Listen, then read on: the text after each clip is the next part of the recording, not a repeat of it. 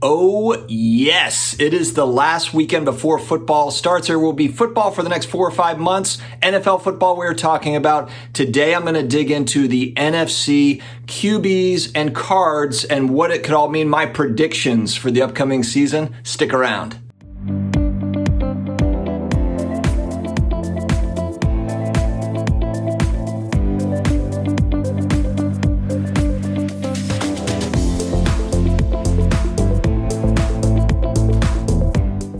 Hello to all my sports card collector, investor, all my collectibles friends out there in the universe. I hope everyone is having an amazing Labor Day. The weather's starting to change. The leaves are falling off the trees. It's good times, guys. It's fall. It's almost fall. We've got football season coming up. I'm a diehard New Orleans Saints fan, have been for 30 plus years, almost 35 years now. I'm getting old. I'm 40, 35 years as a Saints fan, and I am pretty pumped for the season. I'm kind of the eternal optimist. I'm that guy, like, leading up to the season, I'm finding all the silver linings of why we're going to be good, when maybe I'm overthinking it a little bit, and maybe I'm kind of thinking too optimistically, but that's okay. As Saints fans, we've had a lot of rough years, had some good years, but had some rough years to where you got to be optimistic. You got to have that fire for the season about to start. And I'm just going to say this, excited to watch my New Orleans Saints roll the Green Bay Packers this coming week, next weekend in Jacksonville. So because of the hurricane, our home openers, just typical like stuff that would happen to the Saints. Home opener is going to be played in Jacksonville. I actually saw a report that was really funny. I hope that it's true. But basically what they said is that the Saints back office, front office, whatever, looked at Tampa, Miami, Jacksonville as potential spots for this game. And they ended up choosing Jacksonville because it was the toughest place for Packers fans to get flights in and out of and price points, etc. So basically more expensive for Packers fans to travel to Jacksonville as opposed to Tampa or Miami to play this game. I thought that was funny. Always thinking. Look, I am good. Here's why I'm optimistic on Jameis Winston and my Saints offense playing well this year. And here's just basically what it is. Is there tape on Jameis Winston? Yeah, there's 4 years of tape. They're going to be able to see his tendencies, what he likes to do, what he doesn't like to do, where he makes mistakes, etc., blah, blah, blah.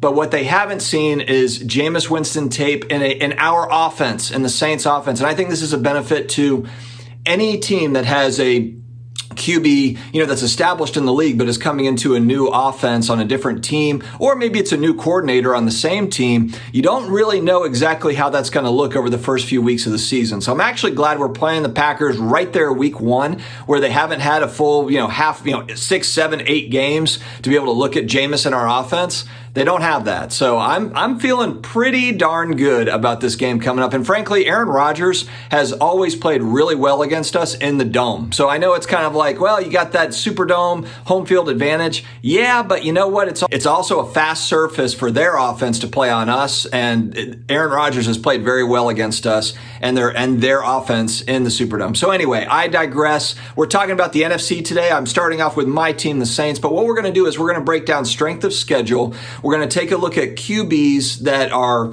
kind of facing maybe a tough strength of schedule based on what we saw last year. Also, maybe some sleepers in there, maybe some people that I'm concerned about, etc. We're not going to go through all 16 NFC teams, but we are going to go through kind of, fair amount of them, probably about half of them, and just kind of talk through it. So guys, if you are new here, hit that subscribe button, the like button, the notification bell if you like what you hear. Before I start to make sure to check out, this is a great account on IG, Victory Investments. Go look up Victory Investments if you haven't already. One of my hobby friends makes really awesome kind of hip hop type videos that he puts on IG. But go back to May 31st. So follow him on IG, Victory Investments. Go down to May 31st. It's about a minute long, and he's got kind of a rap hip hop song that is. I've watched it literally probably a dozen times over the last couple of days because it's like a hype video for sports cards, and it kind of gets the blood flowing. It's a great song that he put together. Anyway, check out Victory Investments on IG.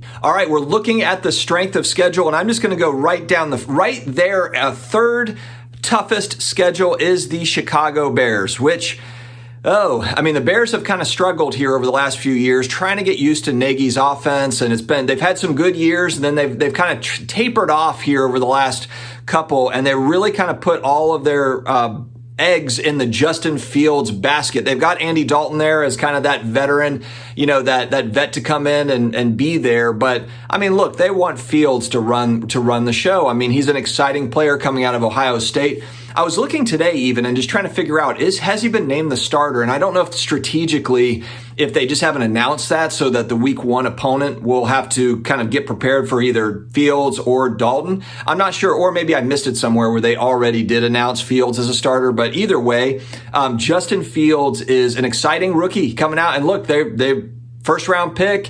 They want him to be the guy. So the Bears have got that strength of schedule going against them. And really, if we look at this, it's all of the NFC North. So it's the Bears, Packers, Vikings, and Lions got the tough draw if we're looking at kind of last season's records. Now, granted, this always is kind of up for debate. There's so much parity in the NFL. You can have teams that were really bad last year that are great this year based on just a few moves. So the strength of schedule, while we take it into account, it's certainly not everything. There's going to be certainly instances where teams were awesome playoff teams that just fall off the map this season. It will happen. It happens every single year. As far as cards go, I have to assume that Andy Dalton rookie cards are very inexpensive. I've got to assume that. He was kind of moved out of Cincinnati, and he wasn't a bad QB. It was just kind of getting over the hump and getting to more of a, being more of that playoff guy, because the Bengals just could not get over the hump when it came to playoff time. But Andy Dalton, not a bad quarterback, hasn't had a bad career. He's just been kind of like average to slightly above average. So he's a good guy to have in the locker room for sure, as at least having kind of a veteran there. But Fields, and with Fields being a rookie, of course, we have all the new products coming out. For me personally, if you watch my channel, I don't chase after rookies that have never played in a game yet. So for me, like Fields and Lawrence and all these guys, I'm not even looking at this stuff until next year because I don't want to buy that Prism rookie right when it comes out when everybody wants it. But I also know that's an exciting kind of play for a lot of people, is to get in on those rookie cards of the new guys. But for me personally, I'm just kind of holding off on either of these guys. I haven't bought into Andy Dalton or Justin Fields, with a lack of options with Fields, and then also with Andy Dalton. I think it's just tough sledding. Moving on to the Green Bay Packers. They have the 4th toughest schedule. Aaron Rodgers, of course, got his extension, but there's a 1-year kind of clause there to where he could leave after this season. So is this the farewell season for Rodgers in Green Bay? Will be interesting to watch. There's a lot of speculation that maybe he comes to the Saints. I know that Sean Payton would love to have him, potentially. I don't know. And who knows? This is all the kind of the rumor mill stuff where the Saints are like, we're in talks, to get Rodgers from Green Bay. I would love to see him in a Saints uniform, but obviously so would many other teams. We will see, though. And again, we'll see what Jameis does. Jameis might be our guy moving forward. Jameis is on a 1-year deal. But anyway, Rodgers. So Rodgers rookie cards are, they're not inexpensive. They are not inexpensive. Does Aaron Rodgers have a drop-off this year? I mean, look, he's MVP last year. At some point, does he face an injury? Is there a drop-off in performance? We're all kind of looking at this with the Tom Brady's and the Aaron Rodgers of the world. These guys aren't getting any younger. I think Aaron Rodgers is maybe 38. 37, 38, maybe he's 39. I'm not sure. But Tom Brady is just kind of like the alien that's 45 years old. He'll probably be 50 years old starting QB in the league. But not everybody can do that, and not everybody will do it. So that's kind of the big question with Rodgers. Is this still an elite year for him, or do we start to see what kind of happened to Drew Brees over the last 2 seasons? I saw it as a Saints fan. It just kind of fell off. It was injuries. He had a lot of injuries. His arm strength went with that. And it was kind of a downward slide over the last 2 years. He had moments for sure, but it wasn't elite Brees. And will we see that with Rodgers? How will that affect his cards? Rodgers he's a Hall of Famer. He's a future Hall of Famer. And so for me, for some of these guys, you kind of pick your spots. And where if you're looking for some of these guys for long-term, kind of a long-term hold, like Aaron Rodgers rookie cards, like right now, it's right before the season. Not a great time to buy, in my opinion. Halfway through the season, if the Packers are stinking it up, or if Rodgers is going through just having a tough year, then maybe there's an opportunity there for Rodgers rookie cards. Minnesota Vikings are at number 5, and a guy that people just do not like this guy. He does not get hobby love, but I want to talk about Kirk Cousins here for a second. And the reason why I bring up Kirk Cousins, and I don't know if it's just that I'm not sure exactly what it is, maybe just not having enough postseason success, whatever it is. it's like a love-hate relationship with Kirk Cousins. Some people will say like, he's a good QB. Others are like, this guy is awful. Let me just read off his stats from 2020. 4,265 yards passing, 35 touchdown passes, and 13 picks. This guy is no scrub. He is no scrub, and the numbers back it up. And that's not having Stephon Diggs. That's Diggs heading off to Buffalo, arguably his best receiver. Thielen's good, but I think Diggs is the better of those two receivers. And yeah, you had Jefferson, come in. Of course, he had an amazing season, but you got to get the ball to these guys too. Someone's got to throw them the ball. So Kirk Cousins is a very interesting one for me. I do have a couple of his Topps Chrome rookie cards raw. I bought them for like $20 last season, actually, just because I was like, what happens if Kirk Cousins finally has kind of a breakout?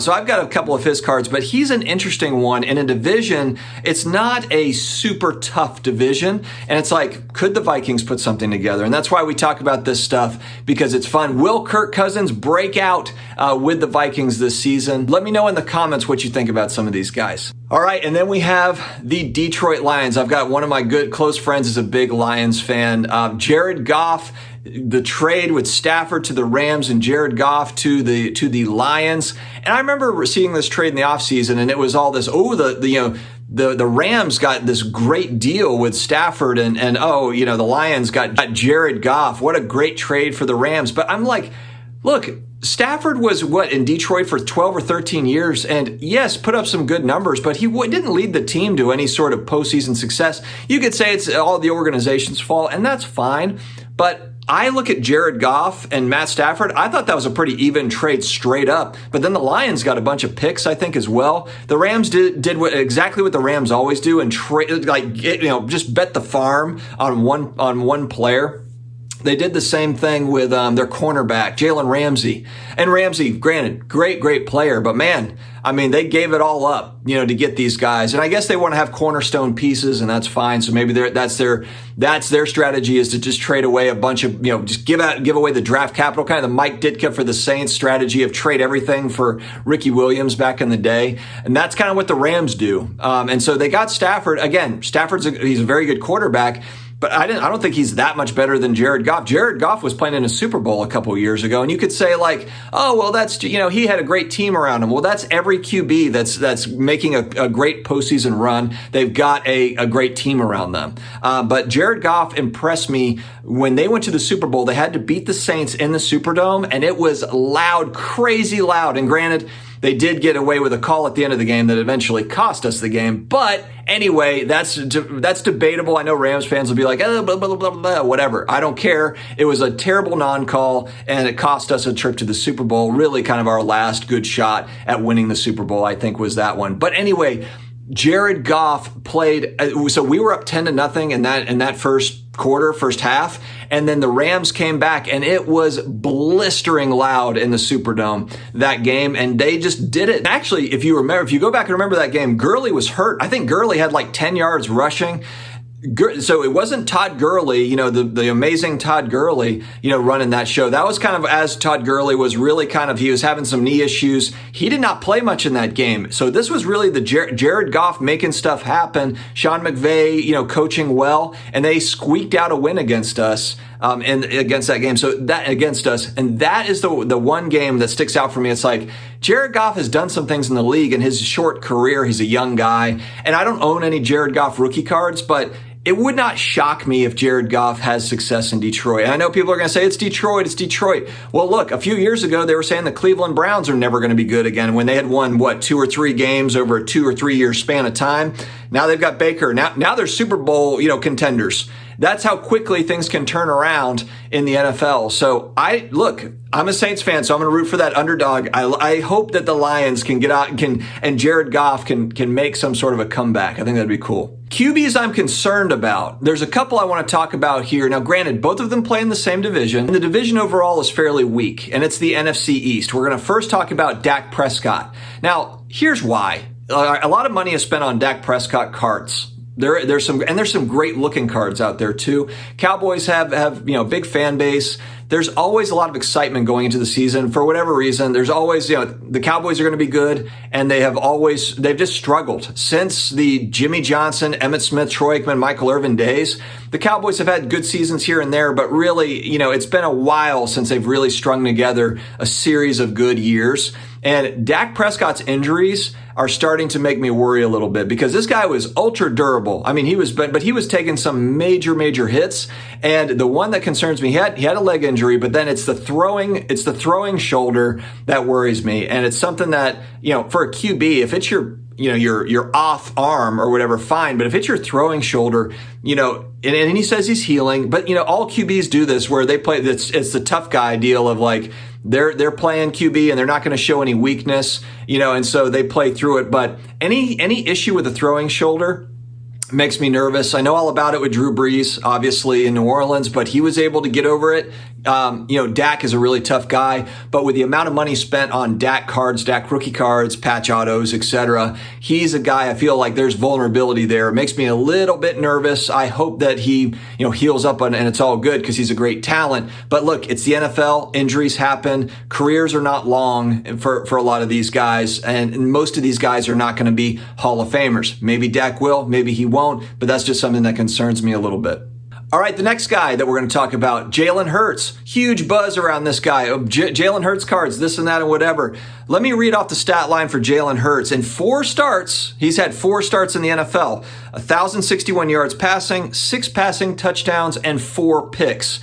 The guy has shown some stuff. He actually had a good win against the Saints last season against us. Kind of like it shocked us a little bit too, to where we were supposed to roll over the Eagles in the Dome. They beat us pretty soundly actually with Jalen Hurts. So he showed some things, but again, 4 starts. There's a lot of money being thrown around for Hurts rookie cards, and maybe they've come down here over the last couple of months. I haven't been really tracking them.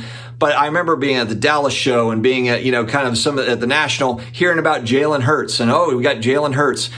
Some of these guys are going to work out. A lot of them will not. And Jalen Hurts, for me personally, just hasn't shown me enough. I just haven't seen enough football out of this guy to put big money, kind of bet big money on rookie cards for him. But anyway, those are the 2 guys that kind of stick out in the NFC, and there might be others.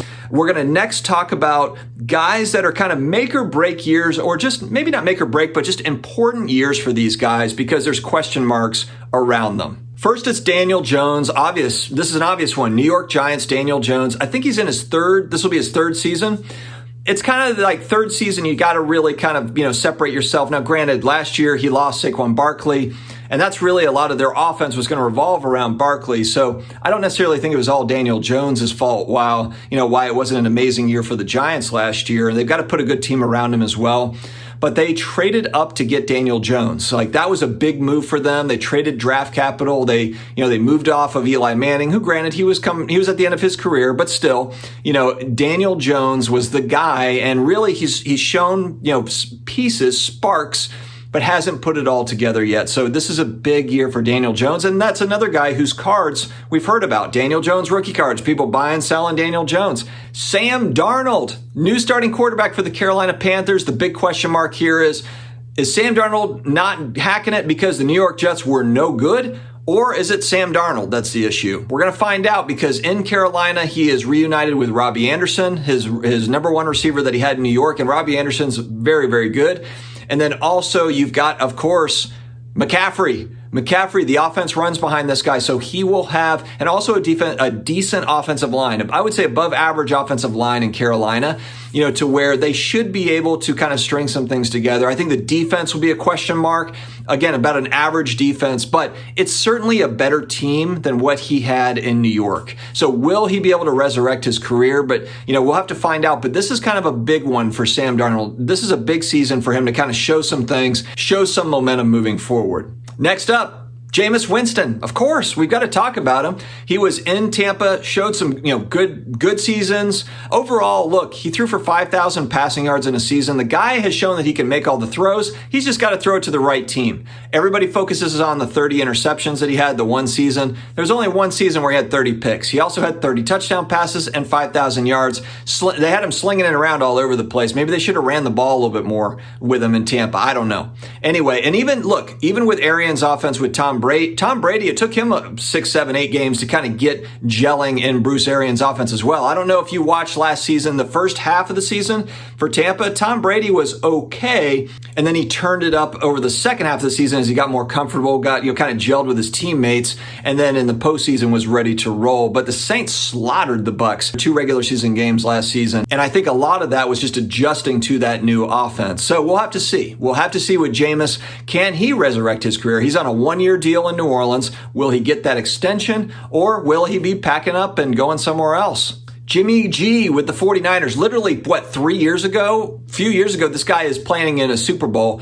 Granted, playing on a very elite defensive team in San Francisco to where he was kind of putting up average stats, doing some good things, but he had an amazing team around him to get to the Super Bowl. But Jimmy G is obviously on the block with Trey Lance in full swing and doing some amazing things in practice. They're excited about him there in San Francisco. Jimmy G's not going to be on that team for much longer. I don't imagine, unless he's going to be the backup quarterback, maybe, but he's not getting paid backup QB money. So it's either he gets traded, he gets released. Something's going to happen with him because he is not the future in San Francisco, but maybe he can show enough, and I don't know if he's going to start for a few games or what the story is in San Francisco, but either way, he's going to be looking for a new home here. Will he find a spot that makes any sense? And again, the pay is the big thing. The guy's got a big contract.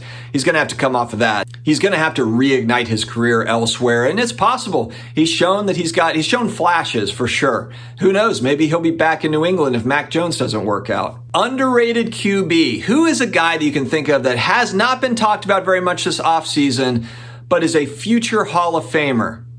Russell Wilson. It's Russell Wilson, guys. And he plays in a brutal division in the NFC West. Absolutely brutal. But this guy shows up no matter what. Let's just go over his stat line from last year, 2020. And this is behind a very average offensive line, not an elite offensive line at all. Russell Wilson had 40 touchdown passes, 2 rushing touchdowns, 4,212 passing yards. He had 13 picks and over 500 rushing yards. Maybe I already said the rushing yards part.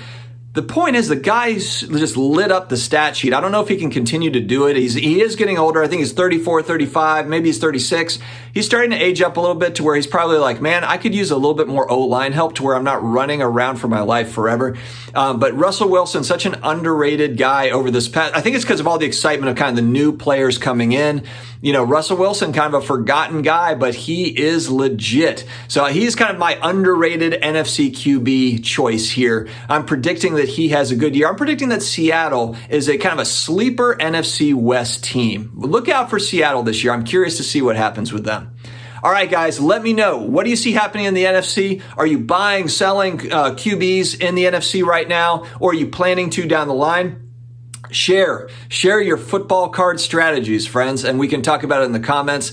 Thank you very much for joining me here today. I'm excited, very, very excited for football season to start so we can kind of dig into this more. It's going to be awesome. Guys, stay healthy, stay awesome, and I will talk to you again later.